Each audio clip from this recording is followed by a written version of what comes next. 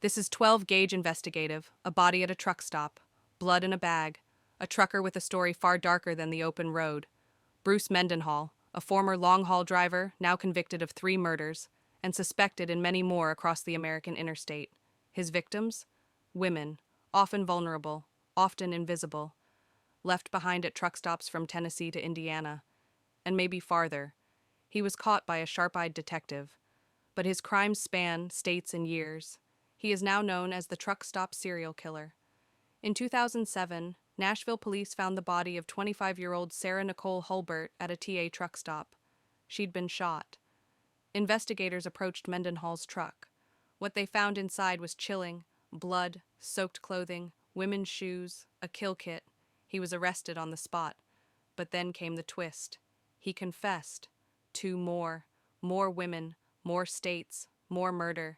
In 2010, he was convicted of Hulbert's murder and sentenced to life in prison. Then again, in 2018, another body, another sentence. Samantha Winters, found in a trash bin at a Pilot truck stop. Another life stolen. Now, in 2024, a jury in Indianapolis found Mendenhall guilty in the 2007 killing of Karma Purpura. Her body too discarded like trash. He's serving consecutive life sentences, but investigators believe his trail runs deeper into Alabama, Georgia, Illinois, and beyond. He's now 73. His rig has long stopped rolling, but questions remain. How many victims?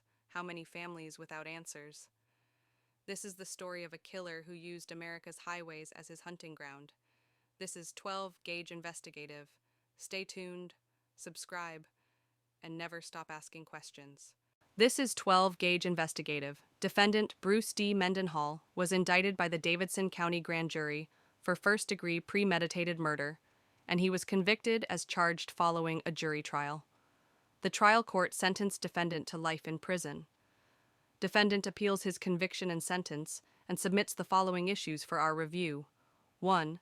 Whether the trial court erred by refusing to suppress evidence obtained from defendant's person, his truck, and his tractor trailer as a result of defendant's initial encounter with Police Sergeant Postiglione, which defendant asserts was a seizure not supported by reasonable suspicion. 2. Whether the trial court erred by refusing to suppress defendant's statements to police officers. 3. Whether defendant's statements to a fellow inmate should have been suppressed. 4. Whether the trial court erred by admitting evidence that defendant solicited another person to kill 3 potential witnesses. 5. Whether the trial court erred by denying defendant's motion to exclude portions of defendant's phone calls recorded while defendant was incarcerated. 6. Whether the trial court erred by denying defendant's motion to present testimony from a ballistics expert at trial. 7.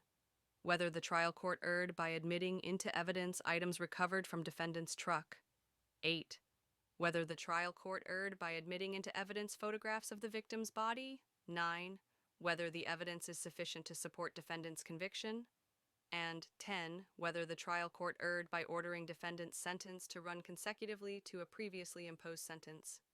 After a careful review of the record, we affirm the judgment of the trial court. At the pre-trial suppression hearing in defendant's solicitation case, Sergeant Ray Postiglione of the Metro Nashville Police Department testified that he had worked in the homicide unit since 1987.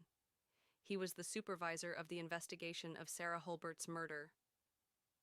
On July 12, 2007, he and lead detective Lee Freeman went to the crime scene at Truckstops of America on North 1st Street in Nashville to review fuel receipts from June 25th and 26th, 2007. As he turned onto North 1st Street, Sergeant Postiglione saw a yellow tractor trailer that was similar to the truck he had seen in a video of the area taken around the time that the crime occurred. However, he testified, there was no identifying information about the truck seen in the video, except that he noticed some sort of a design on it. He followed the -2 truck in his unmarked vehicle. The truck circled the block and returned to North 1st Street, headed back toward the truck stop. The truck then parked at the truck stop, and Sergeant Postiglione called Detective Freeman and told him that he was going to approach the driver and just try and speak with him and have a conversation with him. Sergeant Postiglione parked behind defendant's truck.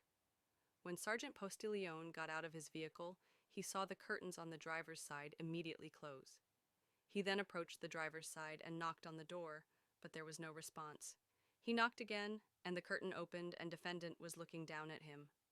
Sergeant Postiglione asked defendant if he would mind getting out of the truck and speaking to him, and defendant agreed.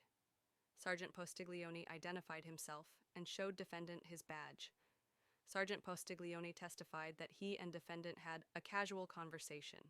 He testified that defendant was not wearing shoes, and defendant told him that he had been asleep.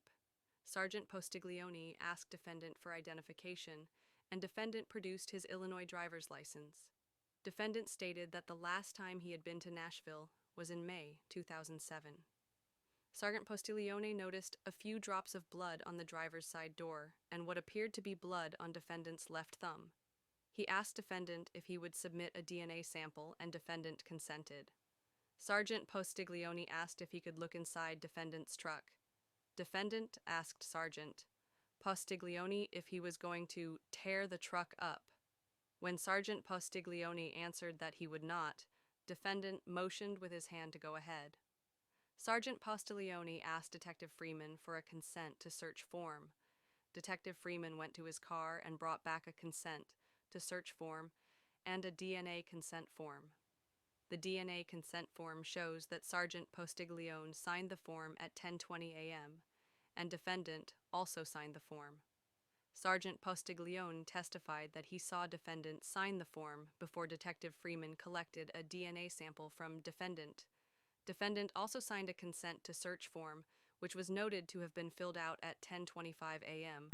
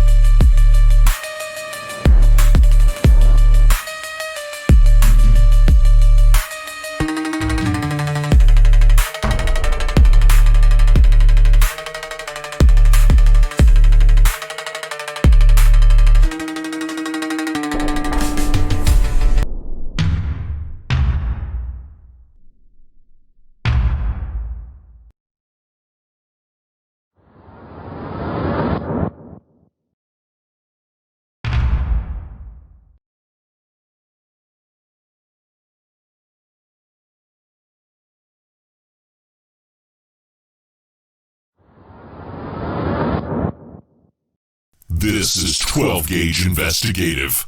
Let's jump in.